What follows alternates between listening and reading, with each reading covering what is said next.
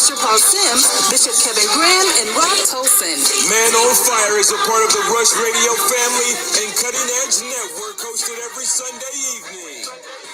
This program features hard-hitting, lively discussions with a view through a Christian lens. But most of all, we have fun while living out our love of God and fellowship with God's people.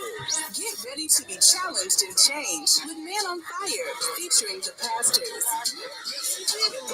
Everybody's asking, why you always laughing when there is no reason to smile? You know, I'm told the kids have to yell stranger danger when they have strangers around them. And I know they don't know who we are, but I want to introduce that guy up on the top left of your screen, Pastor Paul Sims. I want to introduce that guy up there with the national championship shirt on, the Bishop, my brother, Bishop Kevin Graham. And it's your boy, Rob Tolson, right here with you. And just to even get started, because you know I don't know how to do anything at all but be silly. I just want to be able to say that there's some hymn writers out here who have said it so much better than I could there, Bishop, that says that, we got some things that are in line here. And I want to be able to go ahead on and let them hymn writers go ahead on and speak a word to us on this evening just for a few seconds.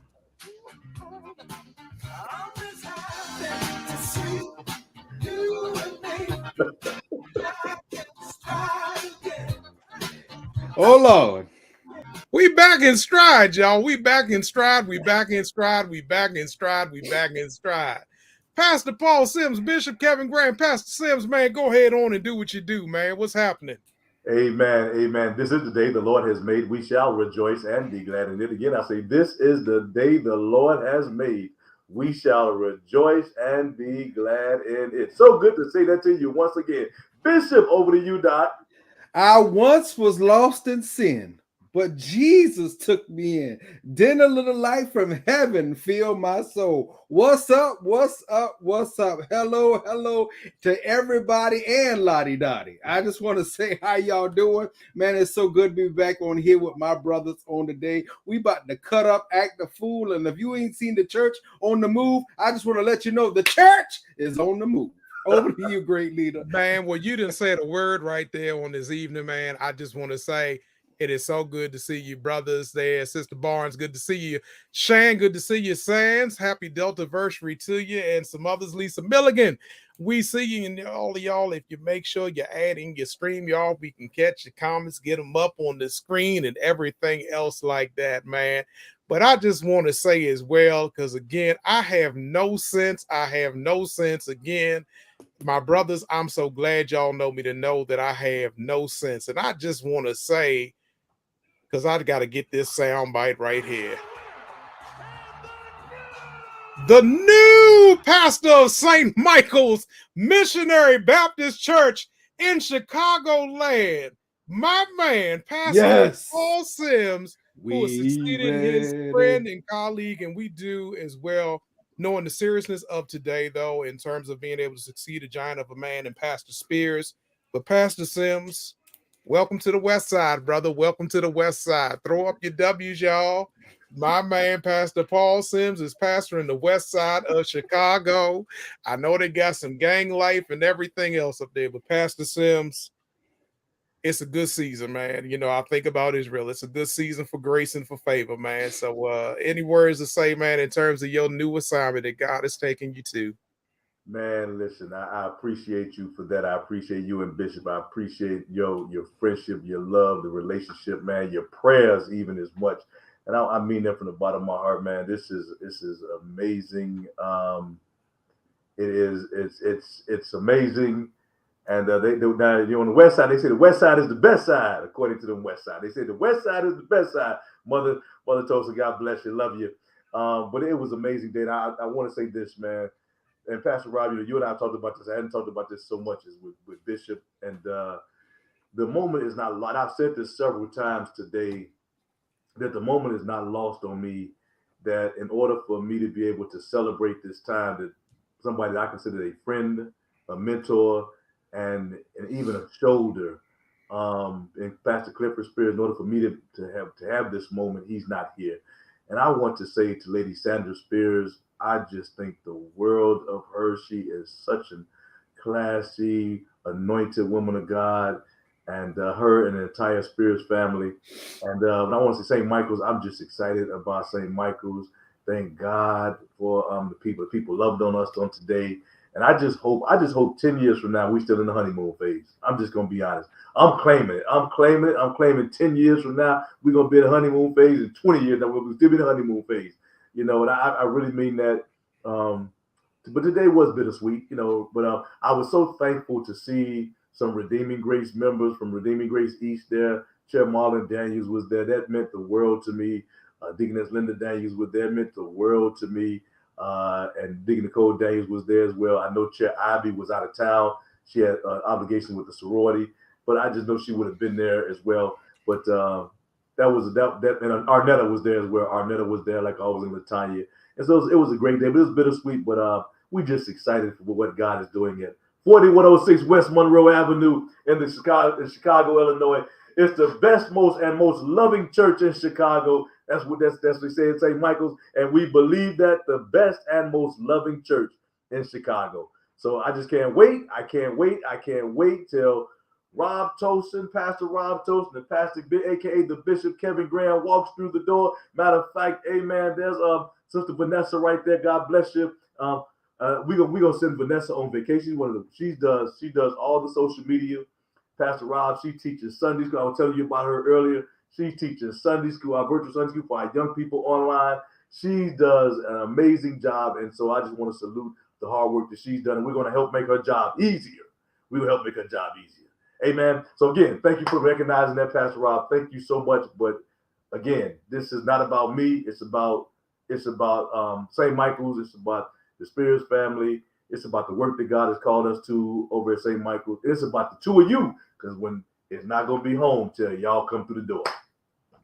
Well, man, God bless you. God bless you. God bless you. And I guess the other check-in on the bittersweet side, I guess, is the pendulum. I would really, I keep hoping that God's going to get all three of us in that chair at the same time. But, man, I guess bittersweet on the other side. But God said he told him that his season was over. So to now the former pastor, if you will, of Mount Pool Baptist Church in Fort Virginia, Bishop Kevin Graham, my brother, man, checking in with you, man. What's happening, Doc? Man, you know, I totally believe in seasons and purpose. And I recognize that there's a time and a season for everything. And when you have fulfilled the purpose of that season, it's time to go. And I just trust God and know that God has great purpose for me and my family and for the things that God has called us to in ministry. And I just trust and know that there is a God somewhere that still has a plan for us all. And I'm trusting that everything is going to be fine. Everything. Well, let me say that over. Everything is already fine. Amen. Because we walk by faith and not by sight. And sometimes if you are not afraid of what God has called you to do, you might have too small a faith in God. And this season has me shaking in my boots. But I know that there's a God that will take you in the valley and bring you to the mountaintop. And to the Mount Pool Baptist Church family, you know, I still love you. Still appreciate you, still applaud you, and thank you wholeheartedly for everything you've allowed me to do and experience for these few years that I've had the privilege to be your pastor, and still will do whatever I can for you whenever I can. So I'm just thankful to God for that opportunity. I've been there, and now God has called me to do some other things. And to do, there's all kinds of things coming up. Some things I can't talk about quite yet, but we're trusting and knowing that God has great things for us. So keep your eyes and ears open. The bishop will be still doing his thing and still trying to make a difference and changing lives for the gospel of Jesus Christ. Over to you, great leader. Thank you. Well, you know, I just want to say this to you, Kevin. And as I say, you know, that is my other brother, my boy. I'm so happy, man, to see the growth that has happened. I'm so happy that some church, if you will, if I can say it like this, had enough sense, if you will, knowing how much you had candidated to be able to take a chance on you. And I won't even forget when you shared those words, if you will, from the pulpit as well. It's not lost on me, and I wish I could have been in Chicago today. So to be able to walk in with you on your first Sunday as pastor of Mount Pool, to realize all that you had done to be able to ascend to the pastorate, and knowing that, you know, even beforehand, you always pastoring in Sandston, Virginia, if you will, with one one of the best families that I know in Virginia, man. But I just want to say I am so proud of you, and to see your growth, development. I'm sure having to be in the lab, if you will, with God week in and week out wrestling to be able to feed his people and other stuff, man. The tremendous growth and the other things and the gift, if you will. And I'm sure Bishop can understand where I'm getting ready to maybe go with this. I'm a proponent, you all, because I guess I'm CPE bred, if you will. Like we talk about Baptist born, Baptist bred, and when I die, I'll be Baptist dead. But I'm a proponent of CPE. And I think what it does, if you will, and I wish the Black church required it more, like some other denominations and churches and stuff like that, to at least get one unit. I had a chance to see, if you will, from its infancy, that pastoral care that my man does every day, and now does it for youth, if you will, and other doors that God has opened. But to see the explosion of growth, if you will, with being called to one church, if you will, and such in Virginia, to even watch that, and to watch what your pastor, Pastor Sykes, has done for you as well, man. I'm excited for you. I don't know what God has next, but I know that he's not done with you. So I'm just happy, if you will, as well. And I just want to say, man, I love you. And I thank you for, one, giving me an opportunity to come down anytime to just come. Yeah, man. Even letting me lift the gospel, if you will, behind that sacred desk with you there. You hooked up your robe that Pastor Sims and I gave you a little bit more. And I just want to say, man, as well. So y'all both look like $2 million. Mama, I'm going to need to come get in the lounge and come back home, Mama, and see what I can do. Because I got to be able to afford where I can just walk in the room and just lay the money on the bed and know I'm going to walk out. Because I'm not going to walk out that day, but I'm going to walk out in faith with some kind of clothing weeks later or months later. And I mean, look at how busy Pastor Sims is. That's probably like the new church phone or something. I mean, he's taking calls right now in the middle of the show. So, I mean, you just know how good God is, that, Mama, one day I'm going to come over and come cut the grass and do some other stuff, see if I still get my allowance or something. Because right now I'm trying to get there. I need a cloth to wipe my own glasses and stuff. I'm trying to tell you, boy, I ain't even that important. All I got is a Marion Barry sweat rag, y'all. That's all, because I feel like I'm about to walk out he's crazy. Everything There's something wrong with him. That's all I got, man. All I got is the Vista Hotel and some prayers, y'all. And if y'all from DC and you remember when Barry got locked up, it'd just be at the press conference just tapping your forehead. That's all I got on this evening, y'all. And I just got an amazing faith that God is still, probably because I'm too silly. That's why ain't nobody gonna take me serious as Pastor. Anyhow, Pastor Sims, back over to you, man. Listen, it's so good to be back on here with y'all. And listen, I know y'all missed this Sunday evening comedy that we have on this podcast. I know you do. We miss it. Well, see, he got his own child. See that? I found the eyeglass cloth, Mama. I found one. See, but listen. We're gonna do this. Y'all know how we used to do it. Y'all know how we used to do it. So we're gonna do like we always do. It don't matter whether we're safe preaching or we in church. We got a word from the Lord. Bishop, what was the word for today? Strength, courage, and wisdom. That's it. Comes from a song. Just strength, courage, and wisdom. And sometimes the Lord leads me in a different direction where I can hear from him from some secular lenses. As we learn in seminary to, first of all, to always be open to what the Spirit might say to us, and to not always be so biblically centered, but that the newspaper also can speak. So on this day, strength, courage, and wisdom was the name of the game for today. My title and text will come as of late, as I prepare for a pastor's anniversary on the 15th. But a strength, courage, and wisdom, just trusting God through it all and knowing that God has a plan for us, man, has a plan and is working some things great in our favor. So I'm just excited, man. I'm just so excited. I'm just excited about being here. It don't even matter. I'm just excited, and I'm just trusting and knowing that God has it all in plan for us. So 3 points was, 1 point was strength. The other courage was wisdom. It was all in that, all there, and whatever you need, strength, courage, and wisdom. Amen. Over to you, Pastor. Amen. Pastor Ron, what when I know Pastor Bird tore the house down at Zion on today. What was the word for the day in Zion? Well, man, I'm gonna tell you this. Wrong, because it wasn't Pastor Bird on the day, because it's Women's Day on today at Zion Baptist Church. First Sunday in May is always Women's Day at Zion Baptist Church. So first of all, I want to go back. I'm upset. I'm gonna be honest with you. So I'm gonna go ahead and I'm gonna get myself in trouble early on. So people at St. Michael's Missionary Baptist Church, y'all be mad with me. It's Rob Toast and his boy. some reason or other, he claims me and I'm crazy. I was waiting to go live. I done sent out invites to everybody. People like, I ain't no Paul that got this and everything. Look, just follow the page. I promise you he gonna go live. Yeah, I was looking for it too, Rob. I was looking for it too. It's coming. It's coming. So listen. No. No, you're not going to even get in trouble because you only been there. This is your first day. We got to make sure you get back next week. So I'm getting in trouble. So I'm sitting. They say don't let no dead air go on the radio, but that's how I was. Right. Cricket. I said, okay. I missed early service. I said, okay. I got time up. I said, okay, I'll be early, be on time, be late. I'm like, yeah, I'm waiting to go live. Right. And then I seen the words and stuff, and then right. Okay. You know, there's a joke that says, how do you keep a fool in suspense? And I say, you can go ahead and talk now. So I'm sitting there and I'm still waiting. I'm waiting. And I'm starting to say, wait on the Lord and be of good courage. Wait on the Lord. In the time of trouble, he hide me. He will strengthen my Sister Vanessa, don't listen to it. So I'm sitting there. I'm waiting, y'all. I'm waiting. I'm being faithful. I'm waiting. Then all I get is a picture to say my pastor. So, hey, Lisa Milligan, I'm so glad because I'm. So anyhow, I thought I was going to eavesdrop in Chicago, but I didn't eavesdrop. So it's okay. Vanessa Underwood, it's okay. If that's you that's supposed to do the live service, it's me. I was sitting up there. Vanessa does not do our live streaming. It's coming. I promise you it's coming. It's coming, y'all. It's coming. Vanessa, I was here. This is I just I went back to the words of like the elders, if you will. Sometimes I just don't want to say my mother, my grandmother, because I'm a mama's boy, and I'm sitting up here.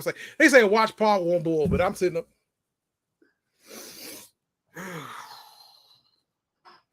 Folks, I'm gonna be honest with you. Now, this is all true. I know it's some comedy, but there's a lot of truth in it. I took the phone in the bathroom because I didn't want to miss it today. So I said, I'm gonna support my boy. I can't be there physically. I got stuff going on. I took the phone in the bathroom. And did you check forms that I played like if you can wait and not be tired by waiting. I thought about y'all Kipling. I took the phone in the bathroom, y'all. I did not want to miss it, just in case. I said if they got a replay, anything else. I just want y'all to know I was waiting. I was faithfully waiting right there for my man. It's coming. It's coming. Okay. I don't know what was preached up in Chicago, but down in Zion in DC, we had a mother-daughter tag team. Their grandmother and grandfather used to be deacons or deaconess, deacon in the church as well as a trustee. The daughter and granddaughter of Stan and Patsy Jenkins. But I was there. I'm glad I wasn't the only one sitting up there, so I don't feel bad. But I'm gonna confess my stupidity because I was. I'm gonna keep. Listen, Shan, don't coming down. I'm gonna get everything, but I was waiting. But they came out of 2 Peter 5. I want you to know I caught the 9 o'clock and the 10:15 service. I want to thank Reverend Veronica McAlpine for her leadership in all seriousness for the women's ministry with Zion North did Zion Maine. The singing was on 10,000 on today. The spirit was high. Nana, as I call her, digging Danella, Joe Darby. I mean, just so many others. I was glad that I was able to do some things behind the scenes in terms of doing lower thirds, other stuff. I wasn't able to make it out today just for some prior commitments that I had, but I was able to tune into both services and catch everything else like that. But I'm going to let you know, I was waiting like four just for it to dribble down from Chicago. I probably, if there's anything, if I can just get the notes, that's it. I went back and watched the replay from some other channels for the closer and everything else like that. But yeah, I just want y'all to know that's just me. I was stupid. Vanessa, my mama did the best job she could with me. I just ate some paint chips, but I was sitting up there waiting. I ain't getting nothing. No. Pastor Sims, how was worship, man? Because I just want to hear what you preach about. I didn't hear it live, but I just want to hear it now. I'm sorry. Listen. It's coming, y'all. Today was day one. Today was day one. It's coming. We're working on it. We're working on live. But listen, we came out of Romans 8:31, Bishop. I'm not going to mention Pastor Rob right now. We talked about if God be, the text says, if God be for you. And that was the title. If God is for us was the title of the text for today. And we talked about the fact that, there's a difference. We know that God is with us. We know that. And sometimes we even take for granted the fact that God is with us. But the text says, if God be for you. And so it comes to the point where there's a transition in our relationship with God. We have to understand that God is for us. And when we understand that even though God is with us, there is a difference. And the powerful thing there is the if statement. And for those of you, the computer programmers and the mathematicians, you know the most powerful thing in math and or in computer programming is an if statement. And an if statement releases conditions and it releases potential. And so when you add the if statement in there, what it does is it releases to us the possibility of what God is getting ready to do next. And then the if statement can stand alone. But when you allow God to get involved, you get if and, if or, if not. And when you add those other conditions, with God being the foundation, listen, here's one point we made today. God never shorts us at any point. And the text says, no weapon formed against you shall prosper. It doesn't mean that they won't try and use their weapon against you. But the fact, because God is not only with you, but for you, is the fact that that weapon won't prosper, but it will be tried to be used for you. And so listen, we also talked about the fact that, listen, as believers, we're going to go through some things. If we didn't go through some things, the righteous wouldn't need a safe tower to run into and be saved. They wouldn't need a bridge to be crossed over the troubled water. So we talk about all those different things, but the fact of the matter, when you get down to the crux of Romans 8:31, it releases hope. And there's three things we learn from that one verse. We learn God's provision, we learn God's protection, and we learn God's promotion in that one verse. Provision, protection, and promotion in Romans 8:31. All it was is just a little Sunday school word for the day. Learn from that, Pastor Rob. Hey, look, I just want to say this real quick. So Lisa Milligan, I'm glad that you and me and some others was right there. And we were waiting, but we got the visual. We got the visual that God is for us. And that's what we got right there. Vanessa, I'm going to just tell you like this right here, baby, on this evening. I'm just going to say it like this. Again, I'm go ahead. I just may as well be in trouble with everybody. I can't even go to my mama. She ain't going to be a safe child because I tell too much of the family business as well. Lord, I joke with her a lot of times. I say when I get chance, because my grandfather died like within a couple of months of me being born. And I say these first world problems because my mama, I said, now, mama, I remember before, God elevated both of us and you had to reach over, you reached over. And then I said, when we needed to use the AC, we went like this. And then when we need to turn the AC off, we went like this. And then we went on ahead, and when we need to get out the car, we lifted the little thing, and then we pushed it down. I said, so to tell your grandfather who died in like 72, or your father who died in 72, or these other elders that have outrun us, that now you can't drive a car without automatic or power steering, and it's got to have power windows, power doors, heated seats, all this other stuff. So Pastor Sims will say all that to say, before we got to 4K and 8K now and everything else, and you know how you got like the 3D, they had like reel to reel. They had the old format. You remember when the Bama got up? Matter of fact, he was filming like this up there with the big John on his shoulder or whatever else like that. The big VHS tape that was up in the thing like that. But you had the VHS up in there. You had Betamax. You had the big reel to reel, not the one that looked like the DVD, but the one that looked like an album and stuff that you dropped in there. Y'all remember when you went to Earl's, Blockbusters, whatever else your local neighborhood store was? You had to be kind, rewind your tape and stuff like that. You hope your stuff wasn't scratched up. It doesn't matter. This from a cell phone. We were trying to be connected that we're here on the East Coast. So Lisa, you feel me? But I was trying to just ear hustle just a little bit to say I was there with my brother in spirit. Only thing I had was a text message on the day. So that's okay. I know you used to have that. If you need me, I'll get you a burner phone. I'll go down there. I'm going to get you one from like Boost Mobile, whatever else. You can go ahead and do it and then throw it out. And we're going to do a private page just for some of us that don't mind, if you will, if it's not 4K. We'll just go up and we'll get up on the screen. I think that's Paul right there. I think that's him. But that's what you So anyhow, we don't want to mess up your brand. We understand that. We don't want to mess up God's brand and everything else. But if y'all can do a back channel or something like that for us and everything else like that. Hey, y'all up in Chicago, West Side, this is Rob Tolson. This is the foolishness that you get with him being a phone. Yeah, hey, Sharon, I'm with you right there. A cell phone would have worked great. Even if the signal wasn't, there, you could have used 2 strings in a can and we would have been all right. But you know what? It's all to the good. So it's okay. I'm glad I got the Cliff Notes then. You know, sometimes when you're not there, at least I got a reenactment. That's what they have on these TV shows. You get somebody to look like him and stuff like that, and you got a reenactment. So he got the towel that he probably had from sweating and everything else. I just wanted to get the reenactment of the tear and everything else like that. But I missed all that. But that's okay. We got a show to do. Come on here. Right. I'm gonna let it go. I'm gonna let it go. I'm gonna let it go. Vanessa, this is get ready, Vanessa. This is what's happening. Get ready. I don't know if she's ready, man. I don't know if they're ready up there. I don't know if they're ready. We got new people on here and stuff. I just wanted to see the service today. I'm sorry. I really. Just to add one other thing, I even checked the time zone. Maybe I got the wrong time. Bruh, me too. Bruh, I'm going to tell you what, bruh, for real, bro. I checked the time zone. I said, okay, I'm going to do a Google search. I'm being honest with everything I did. My right hand to my Heavenly Father.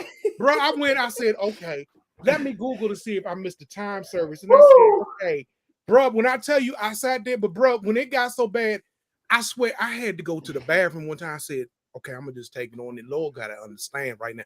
I took that phone in the bathroom with me because I ain't gonna miss nothing. Lord, but if you're coming with the show, Pastor Jesse Lee, God bless you, Doc. Bless you, Jesse. Man, I know you preach. I know you preach today, Jesse Lee. God bless you, man. Love you. I love you. Sharon, listen, don't buy into that foolishness. Sharon, stop that. Y'all stop that. Listen, No, y'all. He can be mad right now, but y'all know.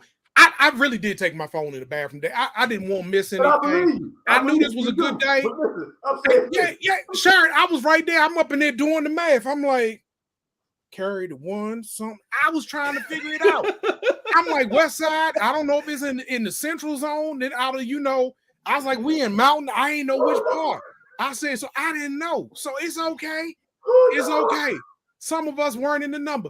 This is, you know what? I'm gonna be honest with you right now. This is my last joke, and I'm gonna go ahead and move the agenda. Today it felt like the rapture happened, and I was left behind. I keep saying my case is a little shaky, and I'm not sure if I'm gonna get in. Today felt like the rap. If y'all have not seen it, perfect comedy movie called "This Is the End." Got my man Craig Robinson in there. I watched everyone else basically get beamed up to heaven, and I'm left behind. I'm like, damn. I've been telling these people I'm a heathen, but I really am because I got left behind. Everybody St. Michael's went up today in the Lord. Old Rob Tolson on the East Coast, I was left behind. But at least I had my buddy Lisa Milligan left with me. That's all I got to say. Good night, y'all. God bless y'all. Guess Pastor Sims. I'm sorry. Michelle, I see you, Michelle. I've been knowing Michelle Stokes since 1971. Michelle Stokes, Kim Lucas, Belvion, Clark, Sherman. We've been knowing all them people 1971. Love you. Listen here, we're gonna move on with this show. Let me say this in all fairness and seriousness. Let me say this because we are coming. We are coming online, but we are going to make sure that before we can jump online, we're gonna make sure that it's good. Hey, Rosie, God bless you. That's my aunt. But we did talk about that. And y'all got Mama Sims gonna come on here. Oh Lord have mercy. Don't get us started. Listen, it's coming. Hey, man, you know what? This goes back to Easter Sunday, Pastor Sims. This really does. This goes back to Easter Sunday. So I'm going to tie it all in together. This is biblical. There were some that were at the tomb that saw Jesus, and there were other people that brought the scouting report back. Everybody, Bishop, myself, Lisa, Sharon, others. Shan, I'm sorry you didn't even know. All we got was a scouting report. There's some people that saw the cloth and everything, the stone roll. Call me. I'm in the Thomas number. Mine be coming a week later. I'm gonna get blood and stuff like that. Y'all follow us. Listen, y'all follow us at St. Michael Missionary Baptist Church, Chicago. Follow us at St. Michael Missionary Baptist Church, Chicago. You can get the best pictures inside of heaven. That's what you're gonna get. Go. I'm gonna pull it up right now. We'll be online real soon. God bless y'all. Move on with this show, man. Oh man, it wouldn't be me if I didn't. Sharon, I agree. Yeah, that's what it was. Pastor Sims ain't here. That's what it was. Pastor Sims, he ain't here. He done gone. So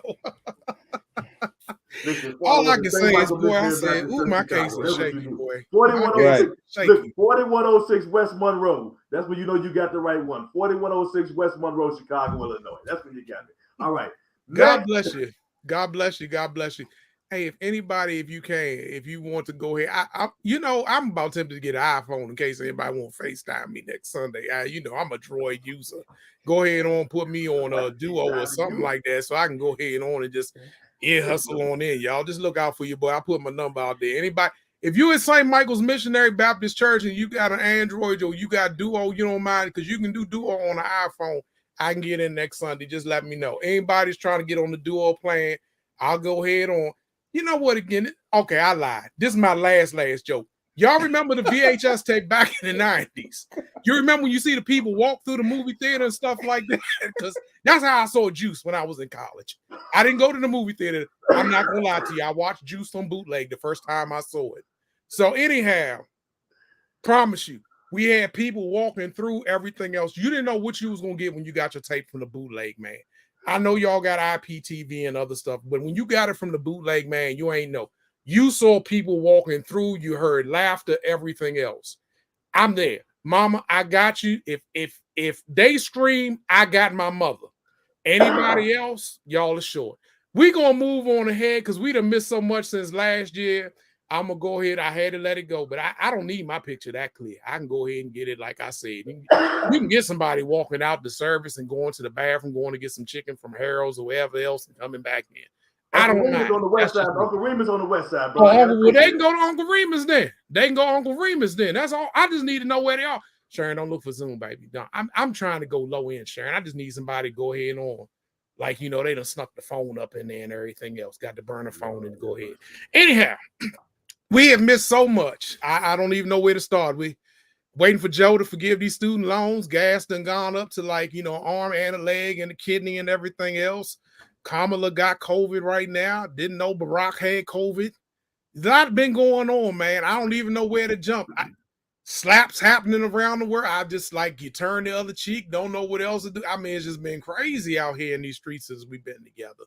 And also, I do want to say this to everybody, and I guess I'm going to pivot and just say this as well. I want to thank God in the midst of, and even a part of the message in all seriousness, as you asked about on the day, Pastor Sims. And I want to publicly thank a few people as well. First, I want to thank these two brothers for being patient and just gracious. I want to thank Shan as well, who has definitely been faithful even last week just to check on me. Definitely want to thank my mom.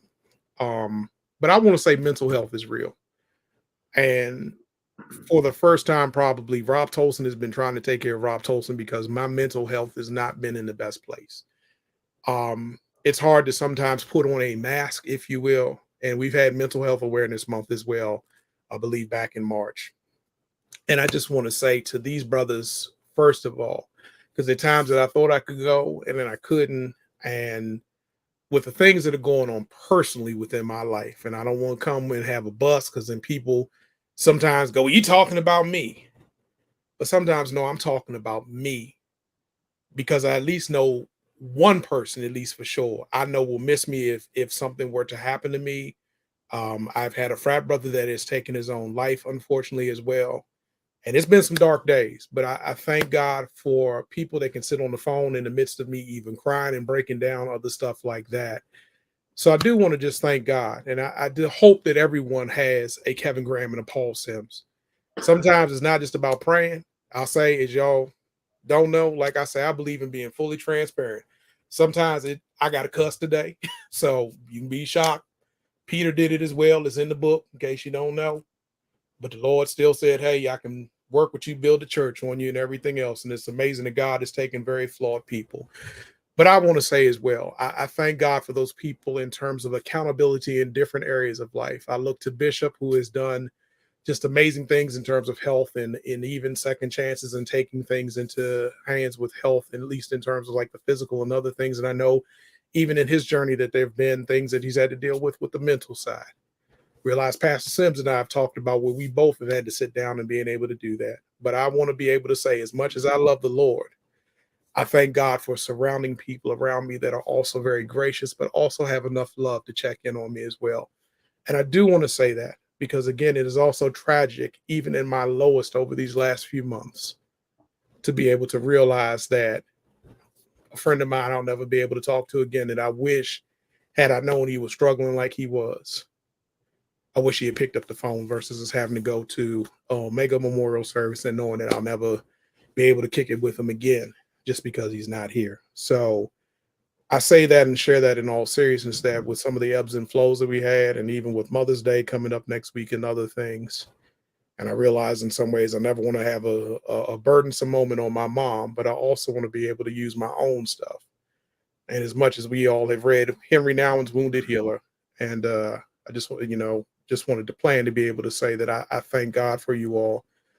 Please check on people as well. And please, as people of God, please show and offer a little bit of grace and sharing, even as you said, and I'm just looking at these things that have come up there. And yeah, definitely, I forgot about Uncle Remus and all that other, but I definitely want to say, yeah, that I said transparency is key. Shan, I thank you as well. And it's hard, I can say this as well. Some ways as well. Black men, we were socialized very early on. What you crying for? All this other stuff is kids. Then when we have stuff that we're going through as adults, we really don't have the same coping kind of strategy sometimes to deal with the heaviness and the weight of what we go through. So I do want to, I want to thank these brothers and those that have been a part of that community to make sure that I'm still here today and that I'm in a better place, if you will, and have walked with me in that. So to you two brothers, I do want to thank you. Pastor Sims, I'll turn it back over to you now. Yeah, Pastor Robin, so thank you for that and being transparent in this moment. I want to say this because I want to say to our audience that it's stuff, and we have had different times. We've been doing this show. We've been doing this show for some years. We've been doing this podcast for quite some time. I've lost count now. Because I know that the three of us have been doing it now for well over 3 years. I know we've been doing it over 3 years, the three of us. And we did it 3 years prior to Bishop joining. You and I did it, Pastor Rob, and I did it a year or two by myself. Damn. And then, and so we've walked through this and we've had to take time out. But I want to say the people have been faithful. They've checked on us. They've allowed us, they've cried with us, we've laughed, we cut up on this show, we get deep on this show, and Vanessa, as you'll learn about us, we cut up, we get deep, we talk about everything, and nothing is off limits with us. But also our lives have played out in front of you as well. We've had some valleys and some mountains to navigate in front of you. And some of you have walked through us in those seasons and those times. And so we don't take for granted. And we saw every text message and we talked about it. But that would just, it wasn't right. I mean, the timing wasn't right sometimes. And we would have been forcing it. And we would have just been going through the motions. You wouldn't have got the best version of the three of us. We've had to hold each other up. And look, we've had to pick each other up. And so I need y'all to understand what we're saying. So we not only have we had to hold each other up, but we've had to pick each other up at some point or another in this journey. But one thing about it, the three of us have journeyed this with all of you. We've done it together. The highs, the lows, the ups, the downs, the good, the bad, the tears, the smiles, the jokes. We've done it together. And so we just say thank you on tonight. Thank you on tonight for supporting us, for hanging in there. And it is so good to see all of you back out here again with us. And so I'm going to Bishop, turn it over to Bishop, and then we go get into some stuff. And I wanted, before I turn it over to Bishop there as well, and I just want to shout out Six Figures as well, Antoinette. I just again, Six Figures. Yeah, she was up there on the screen there, Pastor. Oh my girl, what's up, baby? 6 figures, almost 7 figures there, man. And I just want to say another person that definitely has the bat line and has checked on me. And again, I do want to live this in front of people that I'm not one that says that I always have it together and everything else. I think if anybody, I've always said that I try to point back, if you will, to Christ. I try to point back to God. Don't say follow me because of my issues, my proclivities, the ways that I may fall. If you're looking to me, I'm going to try to be the best example of discipleship that I can be. But I still am a man, just like anybody else, if you will. I'm still human, and I don't use that as an excuse to not try to be disciplined. But when things are going on, I also want to be able to model that as well. because I do believe that it's great to have God, but you can have God and have a therapist. You can have God and have medicine. You can have God and go to the gym. You can have God. You still can have these other things that God has given us as well to be able to help us be whole. Part of, because there's some people that are so holy, but yet they're fragmented. And I know the bishop will remember, as we talked about in terms of with Dr. West, God rest his soul, but being able to say, being like holistic with a WH instead of HOL, because we want to be and look at the whole or the totality of things. So again, I live this out in front of you all to know, in all honesty, and I don't want to make every moment about me, if you will, but I want to be able to share and say where things have been mentally, where there have been challenges, if you will, in my personal life, to be able to say, one, I definitely believe in the power of prayer. And like I've told these brothers, if I've meant anything, call my name, please.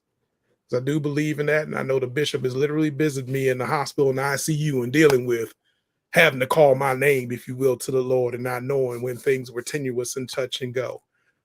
But please know as well, continue to pray. Continue to pray that is, as I've realized and as I try to say, I still see light in the midst of darkness, but continue to pray. Bishop, over to you, my brother. Tag, you're in. Well, certainly we thank you for your transparency and sharing that on today. And it takes me back to the concept that we have, which is the concept of the bat phone. And for you who grew up in the early 80s or whatever, if you remember Batman, the whole thing was when there was a serious issue, we're going to pick up the phone and we're going to call Batman. And I'm wondering on tonight, do you have a Batman to call? Do you have somebody that in that moment of crisis that you can reach out to? Too often we look for people to reach out to us, but can you have somebody that you can reach out to in that moment? And I thank God for these two mighty men of God, because I know at a moment's notice, I can call either one of them. Matter of fact, have done it many a times and have said, hey, man, this is what it looked like. I call Pastor Paul because he's my pastor.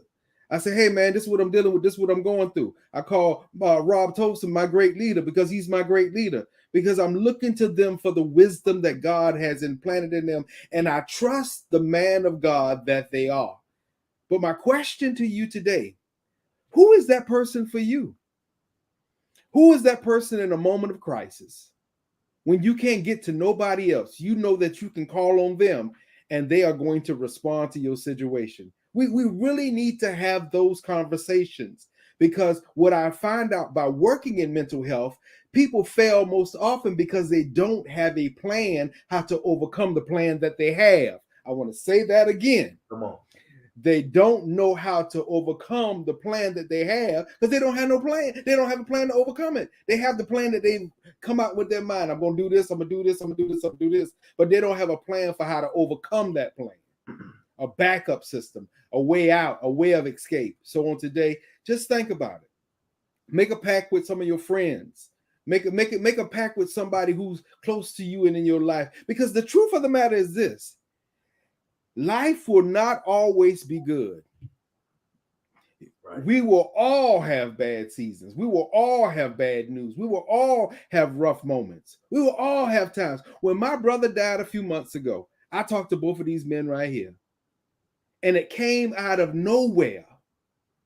But because they were praying, because they were so concerned about me, and by the help and faith of God and my family, I was able to get through it. But who is that person for you? So on today, just take a moment and identify that person in your life and see and create that bond with them, so they know that in that moment's notice, if I need you, you need to respond. Over to you, great leader. Yeah, and I just want to say this as well. And this will be one time I definitely will go deep, and I'll say that. Also hope that people know, if you will, before I die, they know my heart. I just want to say that on the record. And this will be the one time that I will utter, if you will, publicly the name of Tanisha Nicole Wilson Terry. Because I also am upset, like I had to call Paul, like, I guess I got her husband now that wants to go ahead on and come over here and whip up on me.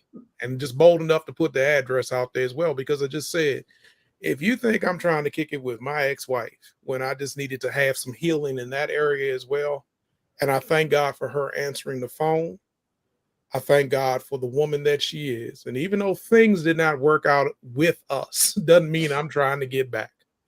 But I do pray God's blessings, if you will, over her, what God is doing in her life and everything else like that.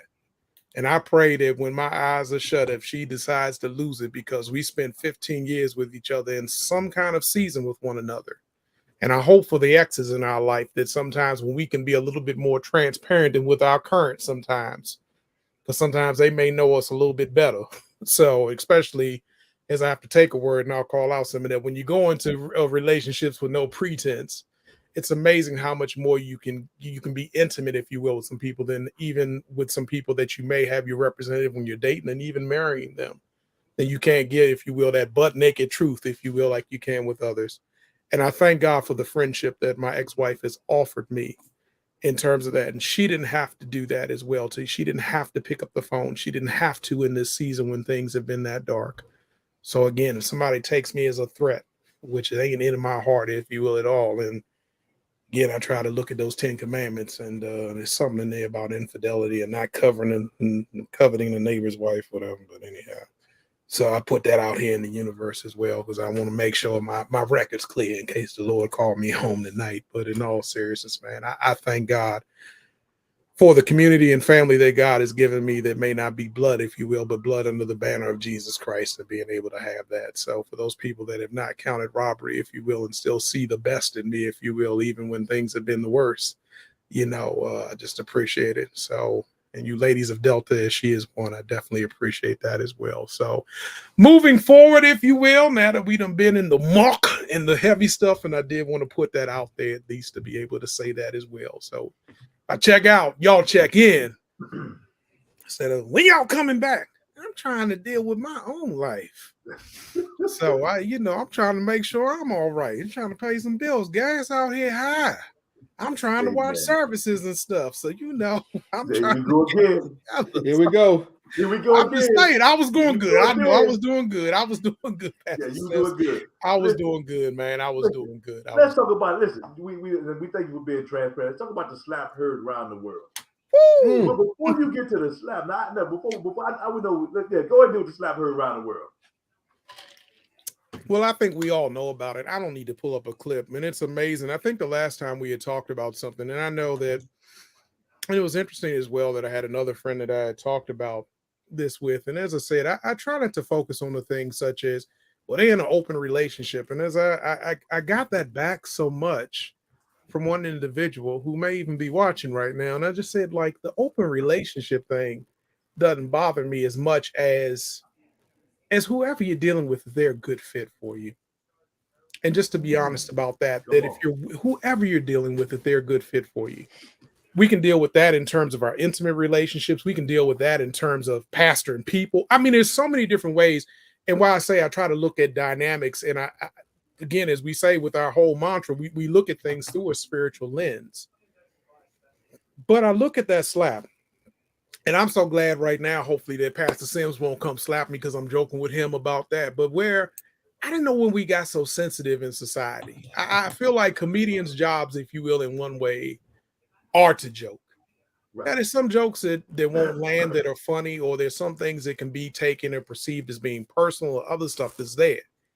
But even with that, I almost go back again, and I did this. Pastor Bird had done something. I know, Pastor Sims, I invited you when he did the piece of looking at that and did Bible study around there.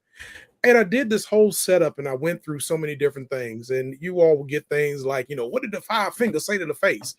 Chappelle show. I went through Bugs Bunny. I went through like Robin Hood, Men and Thieves. Like, I challenge you to a duel. One smacking with that, the other one because it's a comedy spoof with Robin Hood, Men in Tights, and got the gauntlet and smacked that dude like unconscious to realize. And, I think about what like Charlie Murphy, and because of the language, I didn't want to get the church people who, especially because it was in the house of worship as well, as though they were joining us virtually. But like Charlie Murphy, when you slap somebody, like a nigga's got to die is what he said in there. I'm going to quote him directly. Like, somebody's got to die because you didn't slap. But Pastor Sims, you say, what about the slap, man? There's so much that I saw. Right. And like my pastor talked about, depending on where you are in your faith development, other stuff, what you may see, how you take your upbringing, everything else, man. But I just like, yeah. I was just blown. I really was just blown initially. Pastor Sims, you said something that was important. Now, it depends on what lens. If you want to put your church lens on and look through this, and that's one thing you can put your church lens on and look through this. But Pastor Rob, you just hit something that was very Christian. Now, one about the comics. I don't know when we got so thin-skinned that we can't joke with each other. I don't know when that happened. I really don't know when that happened. I don't know, because that's what the comics was. But you said something a second ago that said this. Let me say this. I remember growing up, I was told by my father, the late L.G.R. Sims Sr., never slap a man. You ball your fist up and you hit him, but don't slap a man. And so I mean, and I'm so if that Pastor Robert, like you said, if we were raised that way, we were raised him. And so here's what happened. So in order for that to happen, now if it had been me, Chris Rock did really well, because we'd have tore that auditorium up. Will Smith got me by a few pounds and a few inches, Bishop. But we'd have had to go. We would have had to go, because that's just the way I was raised and where I was taught. So we can put the church lens on, and we can say turn the other cheek, and we can say all this other stuff. But in that moment, Bishop, first off, from your perspective, somebody told my lady J like that in a sensitive subject. Now let's. Will Smith initially laughs till he gets the side eye from Jada. He gets the side eye from Jada. Now he has to react. He goes up and he slaps Chris Rock. Chris Rock's handling quite well. What do you do in that moment, Bishop? If that's you, somebody talks about Lady J, she gives you the side eye. What do? Take the pastor hat off or put the pastor hat on? What you doing? Listen, my first responsibility is to my wife, and thus, therefore, I'm a natural protector and defender. I was raised by men, not boys, and I was told to take care of my queen. Okay, and therefore, in the most professional of ways and character, I would have approached the situation hopefully somewhat differently, but exceptionally powerfully, in a way that is transformative and makes a difference. I will say I'm not in any way excited that this happened. I think it perpetuates what is thought about us as far as violence.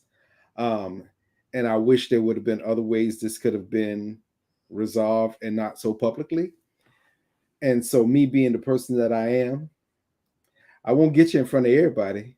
But when you get got, you know you was got. Okay. There it is. Okay. Gotcha. All right. Now let me ask you this, Pastor. I'm raising you, Pastor Rob. You say you got that Peter spirit. You tell us that all the time.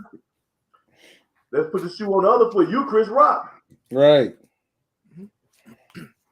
First of all, you're going to get these jokes. You're going to get these jokes. You're going to get these jokes. But I'm going to tell you like this, because first of all, I'm going to put something out here. I'm going to put this little public disclaimer. Y'all stop thinking that because we serve the Lord and people are in ministry that they soft.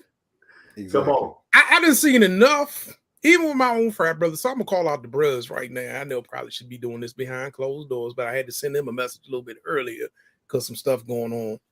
Y'all stop thinking that people that are clergy are soft. First of all, there are enough of us that don't mind getting our hands dirty, or we ain't always been saved.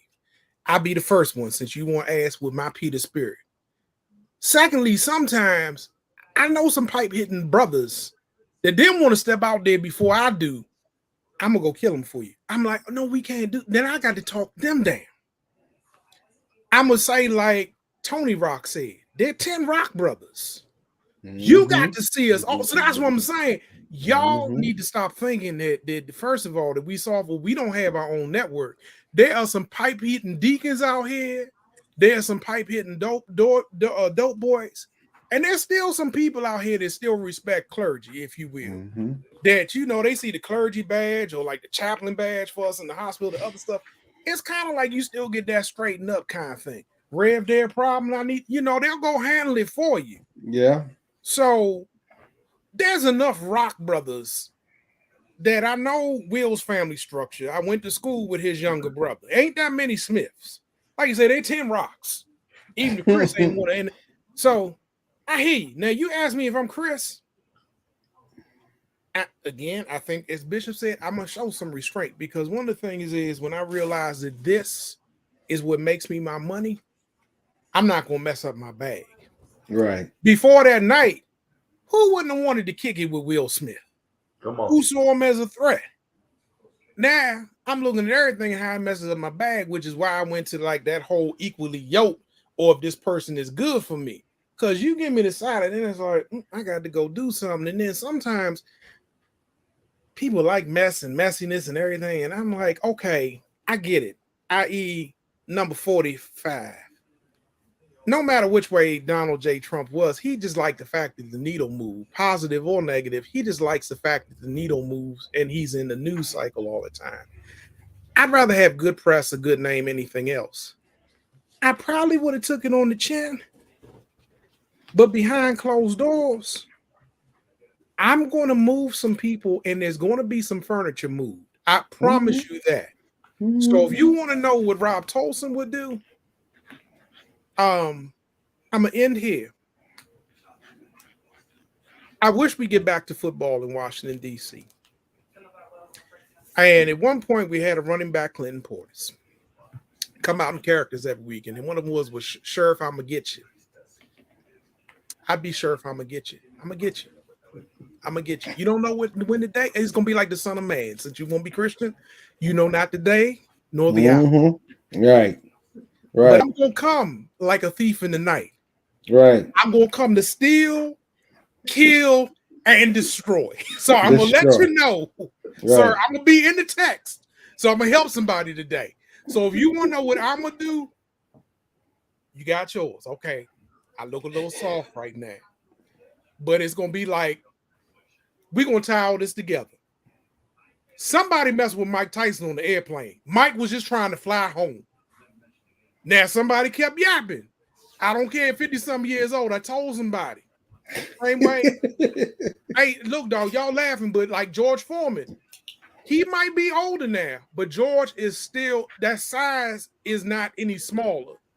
And George done fought some people that even if he's a little bit slower, even if the great Muhammad Ali, I wouldn't want to, bruh.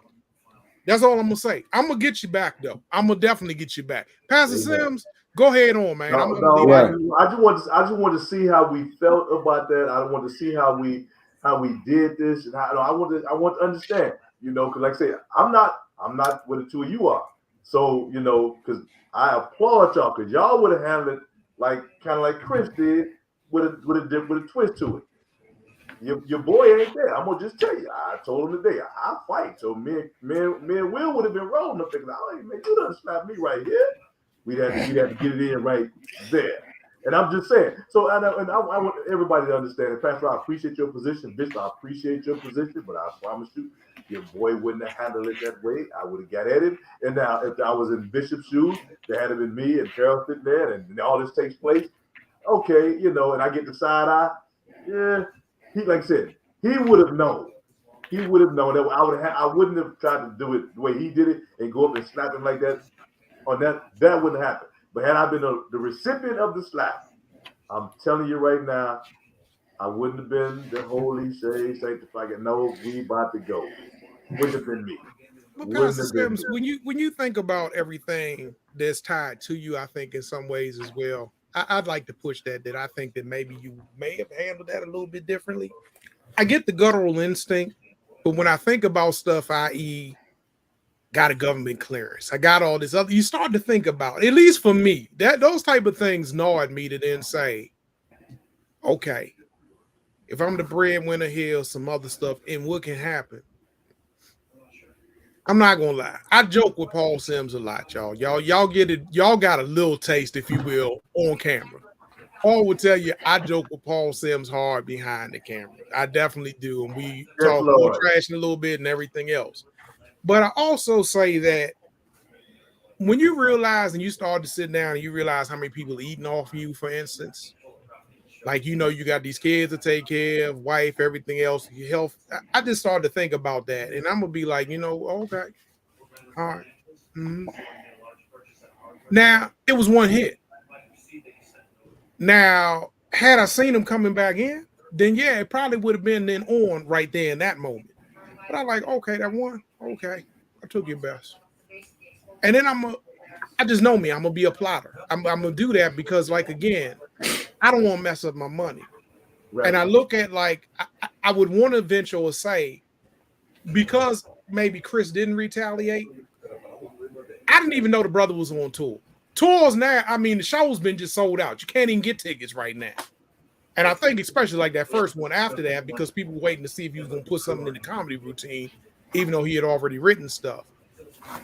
I guess with that, and you start to think about all that, especially at this stage of life, midlife, if you will, I got too much to lose to let people catch me acting a fool. Doesn't mean I still don't want to act a fool, but I can't let you catch me. At least not with all these cell phones, everything else like that. Yeah. I'm going to get you, but I'm going to get you in a way that hopefully ain't going to mess up my bread.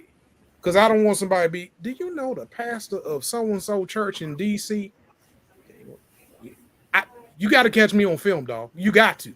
Otherwise, it's going to be my word against you. I'm just being honest. I'm being honest. Because, for real. Yeah. Like, okay, I give the hot button issue. Pull up on my mama and talk trash. My mom knows. She know. Bruh. Two instances. I'm going to leave one instance out. I had to talk somebody down that was clergy. And he was upset at something that was done to our family. I'm like, man, you know you in this role. You're not supposed to. And we both clergy, but you're not supposed to. This is my family. You shouldn't be as up. I'm not that upset right now. But I promise you as well, somebody fired off on my mom from a funeral home in this area that will name names. I promise you that I called that funeral home. My boy saw that I was upset. He was ready to drive. That's why I talk about people that sometimes ready to carry that weight. Like, wait a minute, he talked to your mama like that? And people know my mom don't say nothing. I promise you, they still on my list. Please don't come back up to Northwest DC, because I promise you I will lose it, especially if the same people are still there. I will lose it. Matter of fact, that'll bring us up to one other thing we said we were going to talk about. I'm so glad I said funerals. But yes, I promise you, I'm going to get you back. Don't know, again, the date or the hour, but mess with my mama if you want to. You can hit me. As a matter of fact, I probably, Paul, in that moment, I'd have been good. Mess with my mama, though. Mess with my mama. That's all I'm going to say. Be like messing with baby girl right now. You got a little infant that you, yeah. Mm-hmm. Mess with that grandbaby if they want to, Paul. Oh, you know. All right. We done talked about that one. What's next on the docket for tonight? Yeah, you had asked something interesting, and you brother said you hadn't seen it. I'm so glad I said funeral home, because this funeral home was the one that we saw and had a whole issue with. Crowning people. I wish I could find the video on that. Yeah, that's what I was at. Yeah, brother. See, it all tied in together, brother. It all tied in together. Come on. When is too much? While he's trying to find the video. Yeah, when is too much? Too much. Come on. When people die. And again, y'all so saved. I wish that I could go ahead on and pull up a video clip from the late great Bernie Mac, who talked about the difference between black people and white people and dying and the other stuff that we do. Bishop, what are black people doing the most? Man, this whole new funeral thing is a whole new new situation.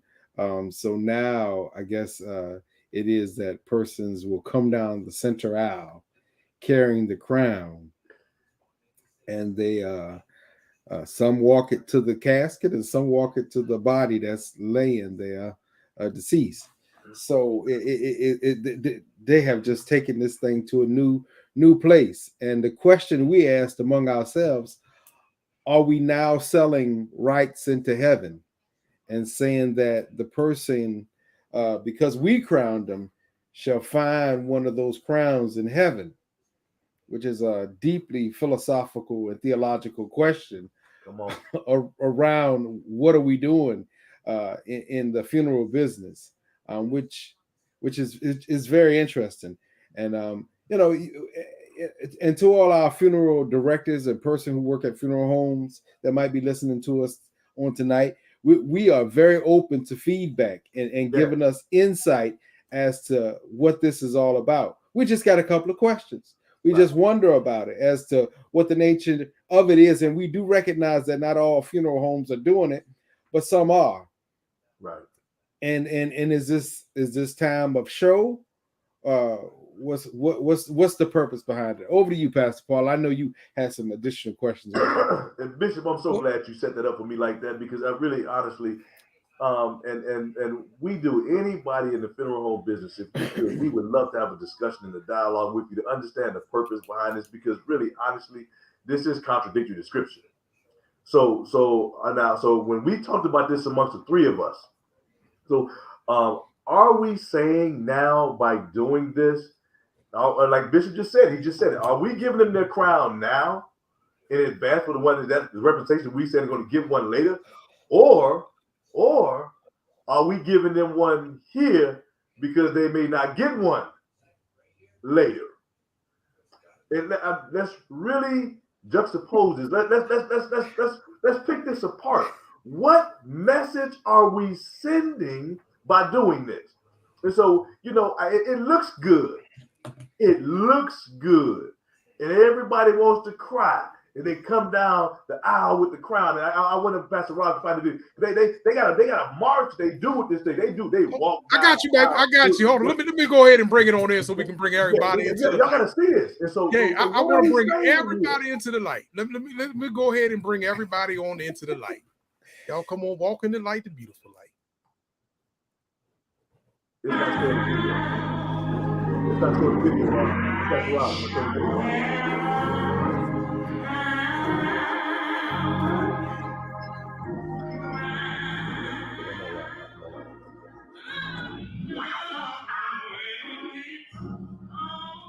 Rob, it's not showing. You said it's not showing? No. Hold on. Yeah, I got to go back. Because I don't want nobody to miss that. It says it was sharing up here. Hold on, then. I'm gonna do this. It's not sharing. All right, hold on. We gonna do it like that then. Hold on. See, there's more than one way to skin this cat on today. We gonna make sure y'all forgive me with all this set up here. We gonna share the screen. We gonna do that. We gonna come over here and let y'all see all this. All righty. No, but I still don't see it on there, brothers. And I got to make sure that the folk have this. We gonna get it there because this is one here. We want the people to be able to see this on today. Well, go ahead on, Pastor Sims, while I try to pull this up, man. Yeah, and we really let's have a discussion. And listen, please. Even if maybe your family member and you had that went on to be with the Lord and this happening, and tell us your thoughts behind why you wanted it done, why you allowed it to be done. And no, we're not trying to condemn anybody, but that's really, honestly, it's not biblical. It's not scriptural. And so I just really want, because the crown that we want is the crown that God gives us, because it's going to be indicative of the life that we've lived. And it's going to have the diamonds, the rubies, and all those things. And you want that crown. And so I don't want you to give me nothing down here that can the cankerworms can rust. And I don't want you to give me nothing down here that I don't want that. So I want to make sure that what you give me, what you provide us, And so we want you to see this, and Pastor Rob can find it. But it really they have a march. It's a ceremony, and they do it all, and they present the crown. And like this, some they place the crown on the head, some they just put it in the casket. Some I saw one ceremony they gave it to the mother of the family member. Okay, what are we saying? And let me say this. I've seen it done both for men and for women. So we can't say it's just a woman thing. And I mean that. So when we find that we can get the videos to play, it's been done for both men and women. So it's not just a gender thing. So I see you trying to get it to go again. Okay, there it is. Here it comes. Yes, sir. There we go. Okay.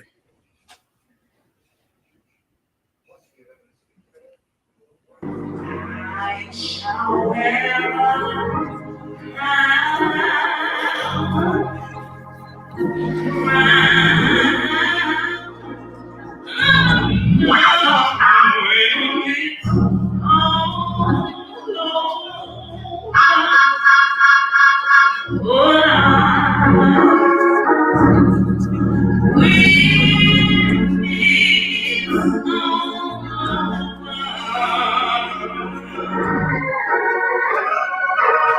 I shall see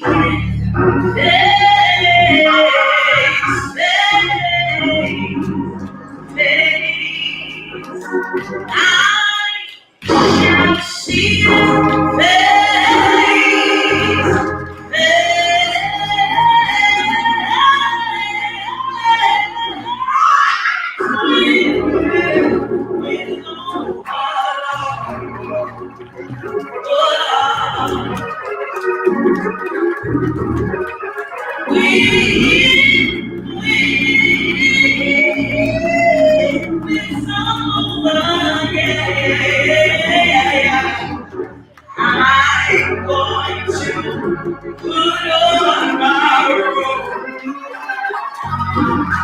tell the story. I made it over.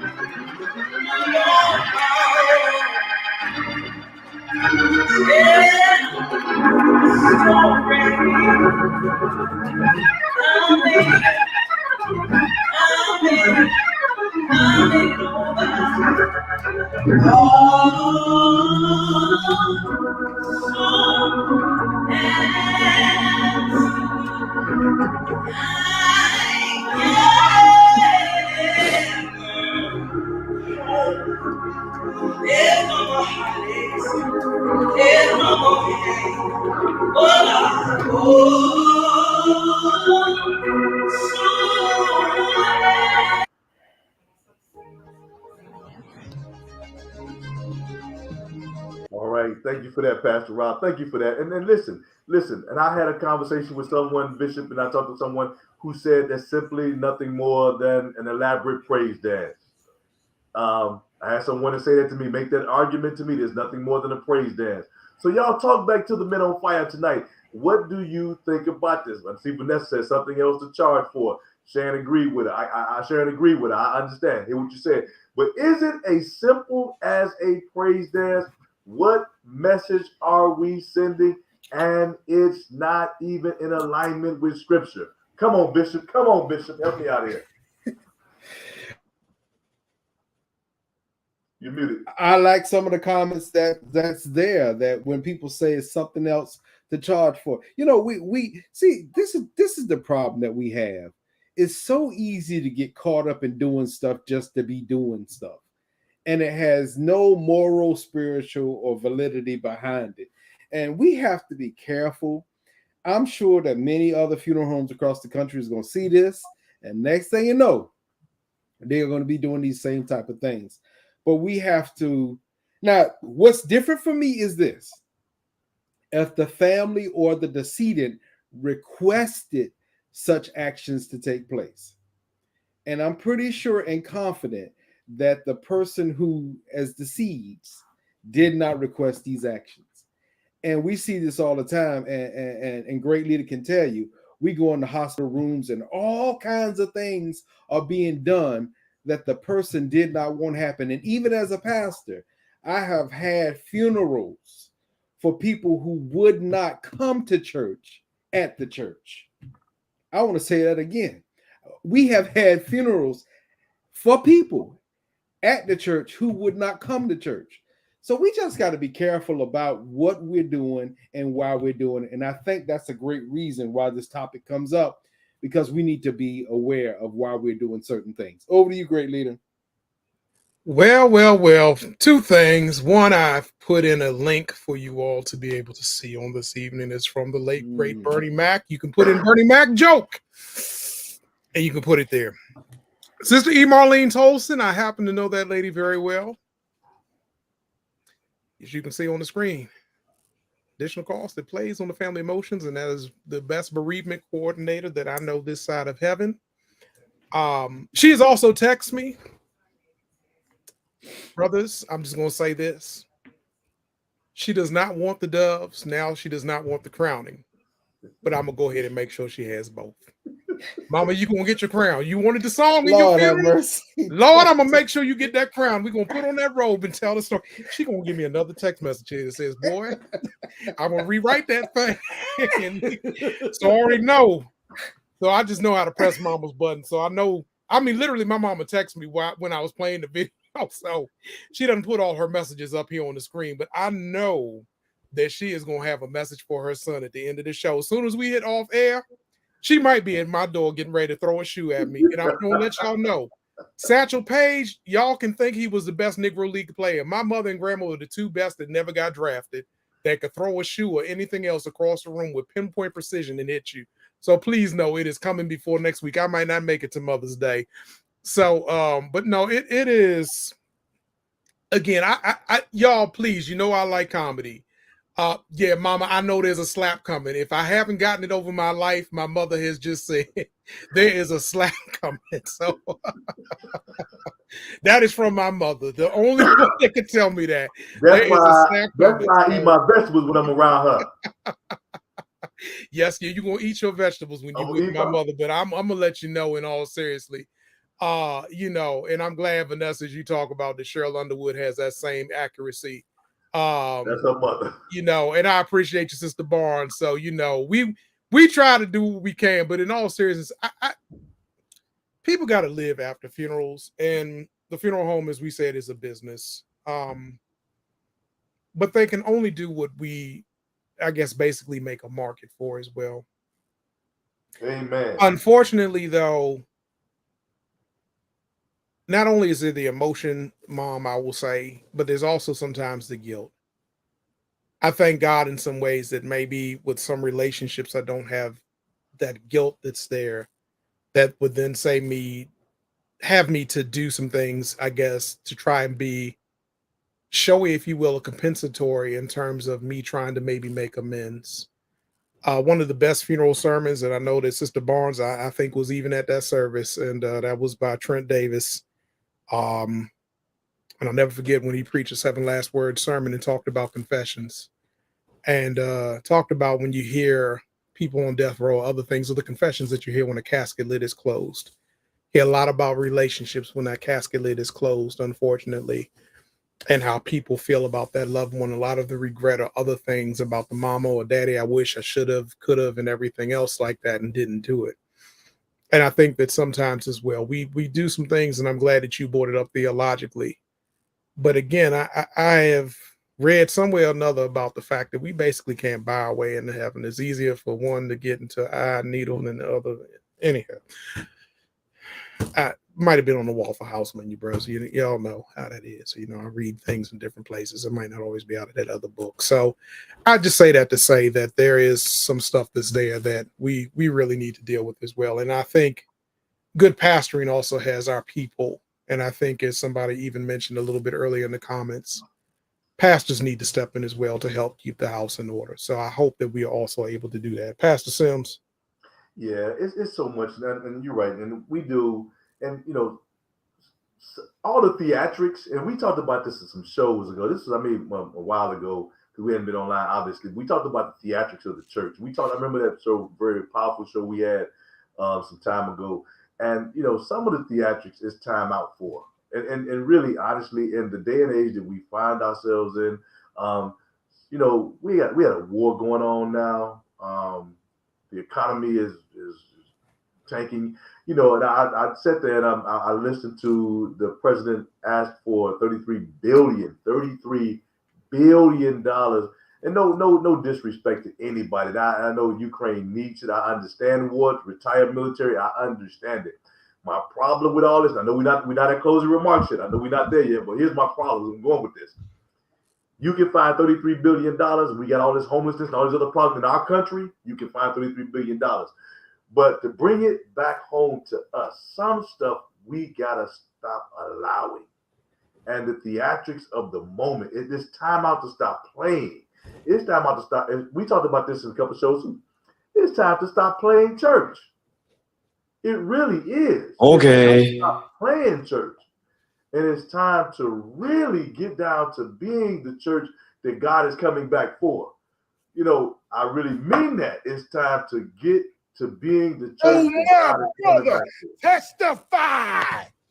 So you see, we got some new sound effects now. We got sound effects now, so I had to go ahead on and put some in there.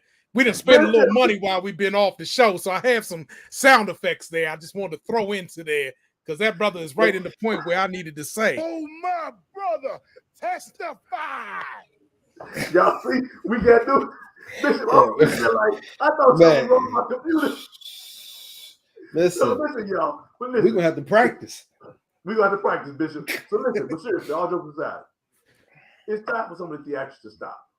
It really, really is time for some things to stop. It's time to us to really be serious. It's about being serious about. I don't know if you guys remember this conversation we had in seminary. We had this. I forget what class it was. We had this one class. I don't know, systematic theology. I don't know which one we had it in. We talked about scaring folks out of hell or teaching folks how to get to heaven. Do we scare the hell out of folks, or do we teach folks how to get to heaven? And I mean that right now. That's because there's this whole thing with this whole. What are we doing that people have gotten to this point? We look for these superficial things in this moment. I mean, really. And Pastor Rob, I think you talked about that. You know, I'm trying to compensate for something while you weren't here. So I'm going to overspend. I'm going to overspend to show you that I love you. Now while you're gone, this is a true story. I'm not going to call any names. I remember sitting with a family. And the insurance policy that the father left, the youngest daughter went crazy. And I'm in there with the funeral home, the mother and the youngest daughter, and the oldest daughter was coming in from out of town. And I'm sitting and I'm telling her, you don't need that. You don't need that. You don't need that. To the point to where the funeral home director wanted to ask me to leave the room. She was spending so much money. And so by the time the older sister got to town, she had spent nearly, Bishop, he left a $50,000 insurance policy. When I tell you she spent $45,000 of that $50,000 on a homegoing service, and the older sister said, our mother could have used that money to live off of or to pay some bills off. And she spent, I'm telling you, she spent nearly that entire, for all practical purposes, she spent $50,000. And so my point is, like, what are you compensating for? Like Pastor Rob said, that's a great point. What's the thought that goes into these type of things? It's not scripture. Bishop, come on. Yeah. I mean, it goes without saying, and I so appreciate this on tonight. And if we don't do anything else, we hope that we are educating the people, and we hope that they get a sense from us of things that are important and where we need to align with theologically, and when it comes to things like this, and you're right. In that moment, it is an emotionally high moment, and your emotions are charged, and you just want to do what's best for the loved one who's passed and to celebrate their life. But some things aren't necessary, and we must educate ourselves about it. And the other thing that we have not brought up, you can pre-plan this stuff. Right. And Pastor Paul, you've talked about this before. Many of us don't do that. And the fact is, all of us got to go away from here, like Grandmama said. But you can pre-plan it. And you can tell your family and have everything lined up the appropriate way you want things done, so that when that time comes, the extra stresses that fall on families and make people fall apart can be taken care of. Right. So it is important that you look at these type of things with your family and have those conversations we in the African-American community don't like to have, because they are ultimately necessary. Over to you, great leader. I thought you had something. No, bro. I just all I can do is just looking like, whoa, yeah, you can pre-plan, stuff that literally we know we can do. You mean you can appoint a decision maker to make those decisions, and you can write them down beforehand and say, hey, I don't want to be on this ventilator or this respirator, or I don't want to be over here over 3 days. If the Lord brought somebody back in 3 days, if I ain't healed in 3 days, go ahead on and take me off this breathing machine and this dialyzer and everything else. Like, you mean you can make all those, good God from time. You mean we don't need to wait for the Lord to show up? He can show up whenever he wants to. He's sovereign enough that, Lord have mercy. Let me stop being, because there's tongue in cheek, but there's a lot. I think, Bishop, we're on year 8 or 9 of this trauma that we've seen, with people that just extending this thing out longer and longer and longer under the umbrella of pastoral care and chaplaincy that we have seen. But no, in all seriousness, we at least for me, I try to point these things out, because again, sitting in rooms and realizing what people spend, it's a lot of money sometimes that is, not there. So yes, Vanessa, as you talk about the living wills, DNRs, a lot of other stuff that saves that drama to be able to help direct people, hopefully, and you got people that will execute your wishes and stuff like that. There are a lot of things that are there that we really can do. And unfortunately, as well as I say, there was a deacon in our church used to sing a song, "Get Right with God and Do It Now."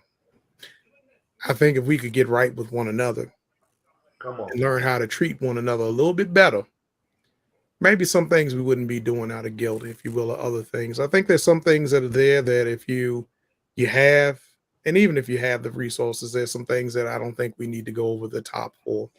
And as we said, there's a theological conundrum with the crowning. There's some other things that while people may do with the doves or other stuff, and Lord knows, I've seen the comedic clips where these doves have either been squeezed to death, the other one got hit by an 18-wheeler as it's trying to fly back and stuff. Right. Oh, well, that dove is dead, kind of thing. But I look at it, but then there's some other things that do look classy, whether it's the horse-drawn carriage, at least to be able to take somebody to their final resting place, or the Mardi Gras second line kind of thing, and other stuff that's there as well that may have those spirits of celebration. I've watched one of my frat brothers who we jokingly say there were 4 founders in the fraternity, and we joke around that he was the 5th one, because he's been so famous, if you will, in the fraternity that, the brothers, once they got done and carried it, I mean, they put on about a 10 or 15 minute step show out there and everything else like that. And, started marching as they were carrying him, to his final resting place as well. But those type of things that are there, we may have is something that is there. And I see our classmate and good brother there, Brother Bland. He said, just as those who will focus more on the wedding rather than the marriage, those will focus on the presentation of death rather than the eternity. So I appreciate that, Dr. Bland. You Yeah, have Dr. definitely Bland, put in bless a you, man. powerful word right there. Yeah. Sometimes it's all about the show versus the living, if you will, for the afterlife or for here. So powerful words there, man of God. Powerful, powerful words from the pastor of Mount Puro Baptist Church. So I appreciate you, sir, on this evening for joining us and dropping in that seriously deep nugget there. Pastor Sims, what else you got for me, man, before we get ready to try to wrap that's all we got for tonight, man. No, the other thing that I wanted to say, and we can talk about it now real fast. You know, since we were last on, we have a new Supreme Court justice. She has not started yet. But I just want to celebrate, since we're going into May with a lot of churches celebrate May as Women's Month. We just want to acknowledge her. And, you know, I'll be honest, I'm not sure who all sat and watched her confirmation hearing and watched all of them, but it was really painful to watch what she had to go through to be confirmed. It was painful to watch. And, you know, we already know that women aren't paid equally to men. We already know that. That's nothing new. But we know that African-American women are paid even less. We know the European women are paid less. We African-American paid even less. That deficit even greater. But what she had to go through. But I want to say this. The dignity in which she endured that moment. I want every young woman, I want every mother and grandmother to sow into your granddaughter, to our nieces, and let's say to them, you know, it was the dignity in which she endured that. You know, we don't always have to represent our culture the way we do, you know, something. And someone said to me, they said, I know how to interact when I'm around different people. One can make the argument we shouldn't have to go in and out of different things and different characters. But the fact of the matter is that is indicative of who we are as African Americans or blacks. We've always had to do that. But the manner in which she endured that confirmation, Pastor Rob Bishop, the elegance in which she handled that, all of our young girls, we should teach our young girls, not that you have to acquiesce to everybody, but know who you are and be comfortable enough in who you are to represent yourself and your family well. That's all I got to say on that one. Bishop, over to you on that one. Yeah, man. You know, as a father who's raising girls in this modern society, it is extremely important that they see examples as Justice Jackson and see that what blows my mind is that she was certainly more qualified than those even asking her questions about her qualifications. And so it just reminds them that you got to handle your business in old school terms. You just got to handle your business. You got to know your stuff. You got to be on top of your stuff. And if you call yourself in one particular area or another, you ought to take the time to make sure that you got it under control. So I just was so excited. I just was so thankful just the way that she presented herself, presented her case, and represented for her family. Just the pride that her daughter had for her, just the pride that her husband had, just the pride that even the Vice President Kamala Harris had for her. It just so much pride. And I'm just so proud to be raised by a woman. Tupac said we got our name from a woman and our game from a woman. So I'm just so proud of the lineage of women that have supported even us in this ministry and the example that they've set for us. And so seeing Justice Jackson being on the highest court in the nation just makes me so happy to see a sister. And I think she's a Delta, right? No, she's not. But her daddy's the bruh. So daddy's right. Yeah, a daughter of a Q. That's what it was. Okay. So just seeing all that, it just gave me such pride. Over to you, great leader. Okay. All right. First, I'm gonna come with the jokes, and I want to put out it. First of all, let me ask. Pastor Sims, Vanessa is one of the new disciples of St. Michael's, or one of the disciples of St. Michael's. Yeah. Okay, Vanessa, I just want to say to you, let me just talk to all the people of St. Michael's. May catch this on replay. Y'all may start talking. Pastor got crazy podcast. What is these remarks have nothing to do with the pastor that you have called the St. Michael's Baptist Church. I just want to ask one question real quick. And Sharon, I'm gonna get your comment because I'm gonna come back up because Vanessa and Sister Barnes put in two things I want to get on. So Sharon, I see what you say. She handled herself well. I would have had technical difficulties, but you would have persevered. God bless you, Sharon. And I feel you. Now, I just want to ask this one question. I'm glad you've been laughing the whole time. This is, if you talk to me, this is what you're gonna get. That's all I got is these jokes. I don't look good. Anything else? I'm not a cute looking brother. I just had these jokes. That's the only thing that's worked for me all these years with these women, are these jokes. Was it just me, or were we all, when Clarence got sick, were we all just sitting up there waiting and just looking like, ooh, we might have a chance for another one? Joe, go ahead on and get him. Was it just me? I just want to know if it was just me. Okay, y'all don't have to answer that. That was just me. It might have just been me. It might have just been me then. So I just want to know. I just want to know because it might have just been me. I was like, Lord, if you go do it again, Lord, I ain't even gonna lie to you. I was like, Lord, go on ahead and do it again. So it might have just been me. Don't nobody else raise your hand. I don't want nobody that your employer may have been looking. But I was like, Lord, do it for me. Right? I'm sorry. Y'all, Boy, you were crazy. Yeah, I know I am. So I'm gonna get to your comments right there. So we do have to code switch, and I'm gonna tell you what. I'm gonna bring this back in real quick because even in the church, we code switch.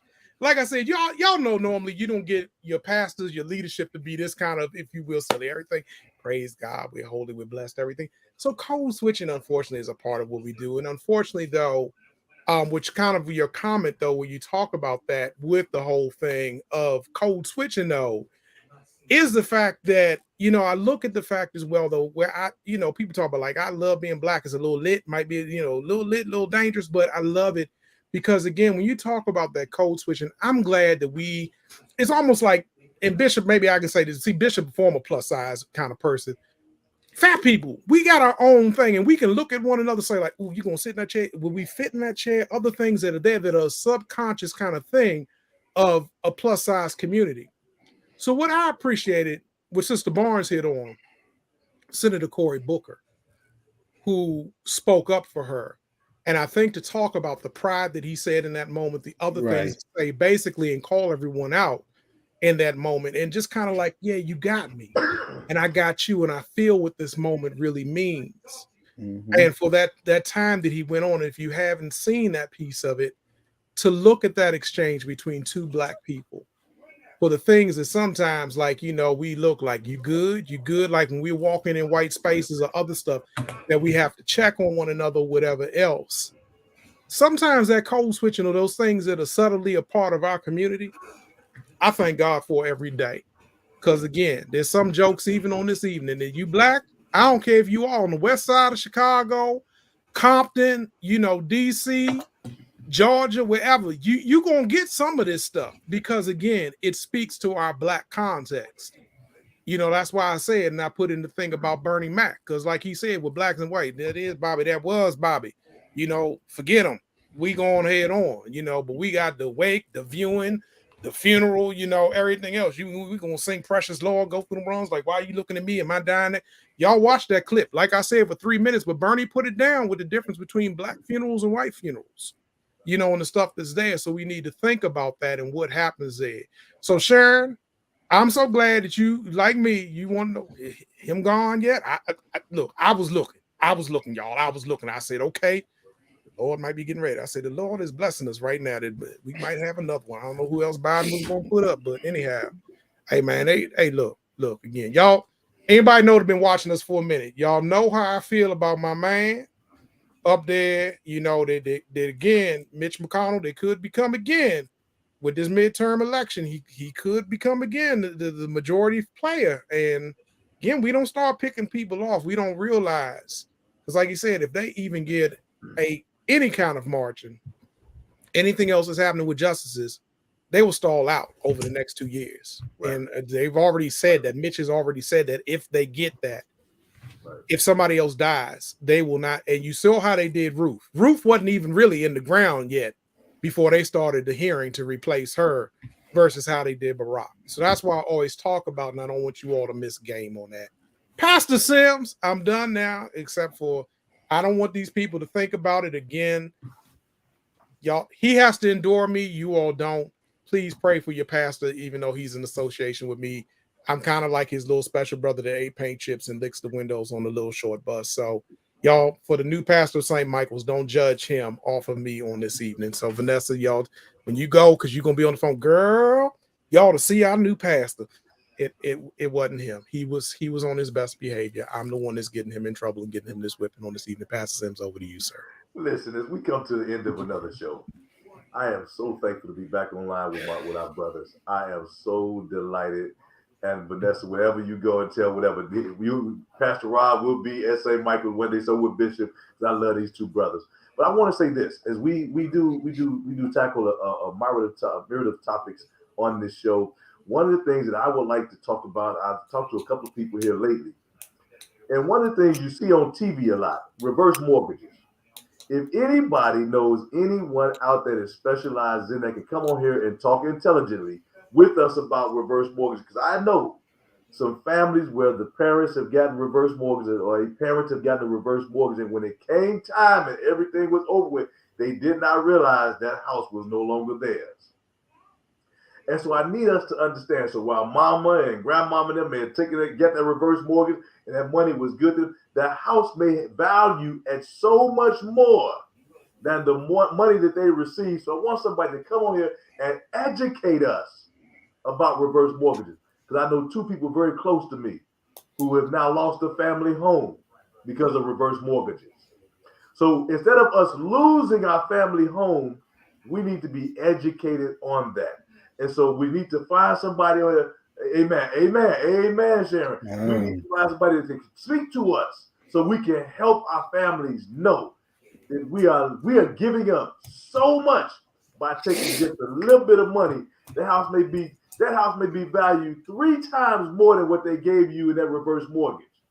And we need to understand these things and not lose things that our parents and our grandparents worked so hard for.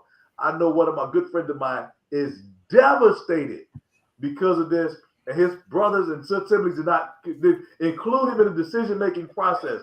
And now the money that he has to spend to get the house back isn't even worth it any longer. Something that the father worked his whole life for to leave to his family. So if there's anybody out there, we need somebody that can come on this show and help us educate and help us to find some other things. And we need to have a good discussion on insurance.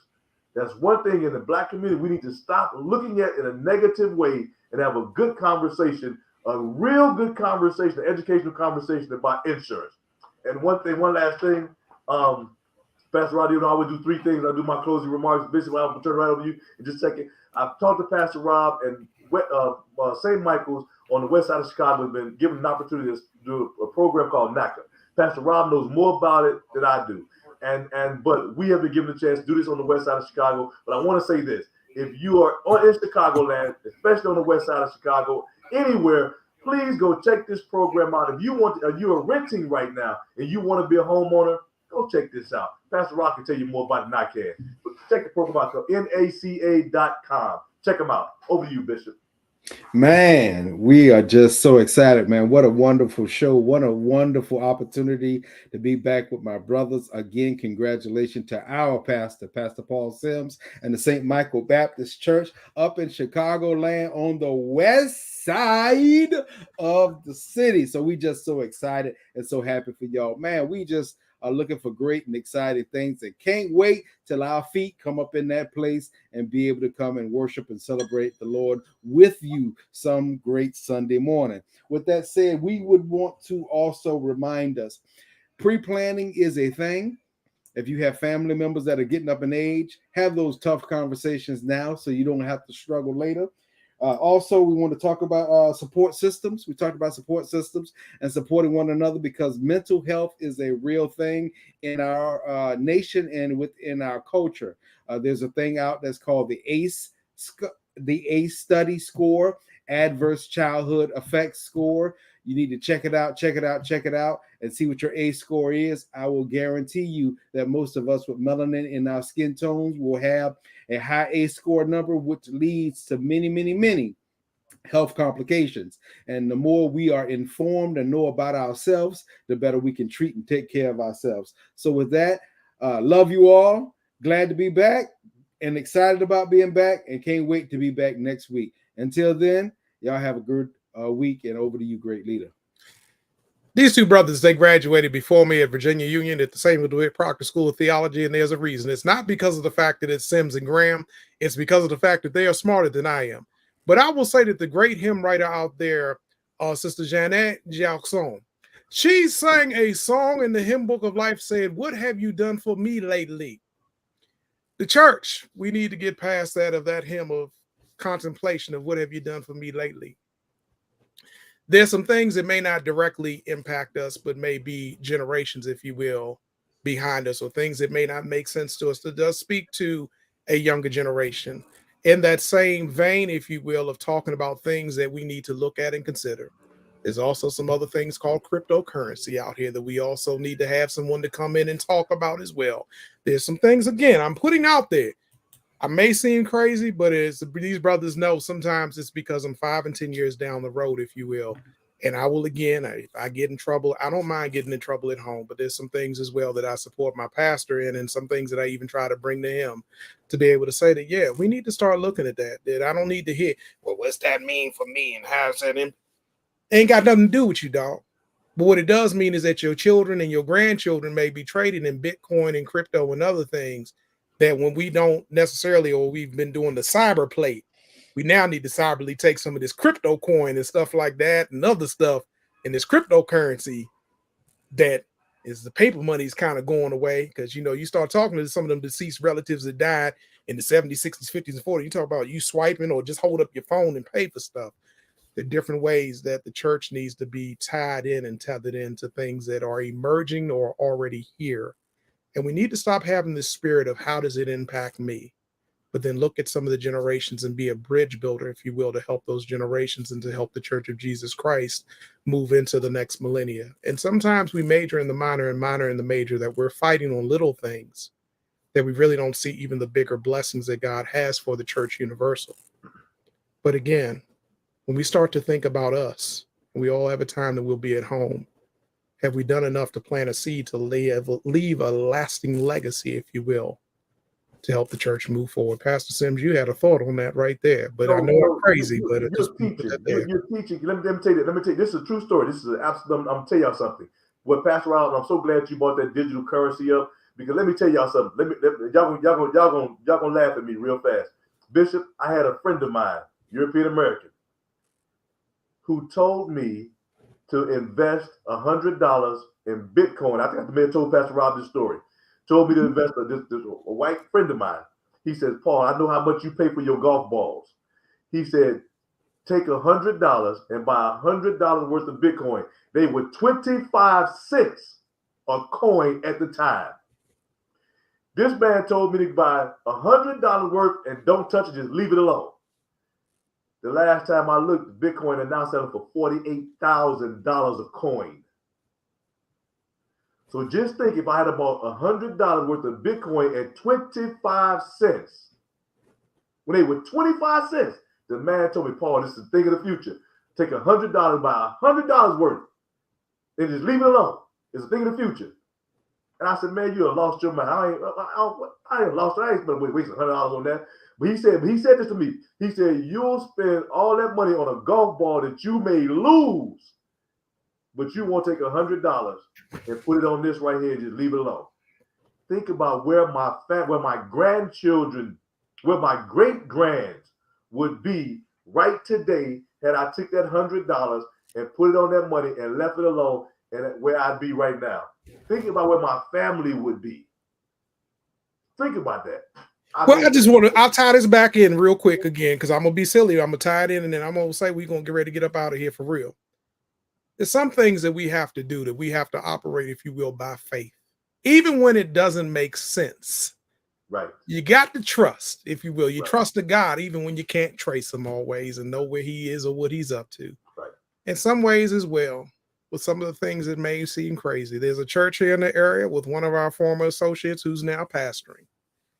I don't think he would mind me saying that one of the ways of revenue that they have for that church that has helped them out through some lean times is the fact that his predecessors had enough sense to get a cell tower in the bell tower of that church, which now affords them a six-figure income to come into that church, independent of the plate being passed. Just by having that cell tower in the bell tower of that church, they have revenue which helps to sustain that church. Before the daycare center, where they have plenty of children and have a waiting list. Before a lot of other things, what they do have is a cell phone receiver tower in the bell tower of the church.